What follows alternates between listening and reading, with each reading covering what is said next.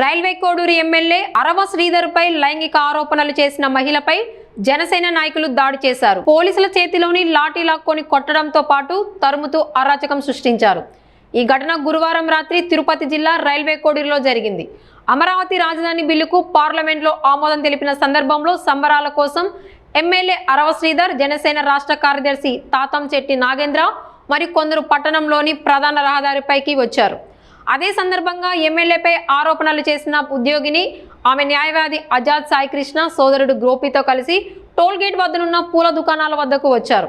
ఇంతలో MLA car కార్యకర్తలు అటుగా వచ్చారు.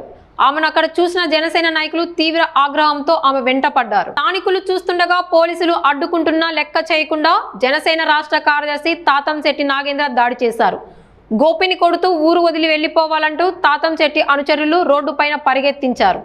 తాతంశెట్టి నాగేంద్ర పోలీసుల చేతిలోని లాఠీని తీసుకొని ఆమెపై దాడి చేశారు. ఈ ఘటనను చిత్రిస్తున్న ఓ జర్నలిస్టును సైతం కొట్టి వీడియో ఫుటేజ్ డిలీట్ చేశారు. ఈ ఘటన ఎమ్మెల్యే అరవ శ్రీధర్ సమక్షంలోనే జరిగింది.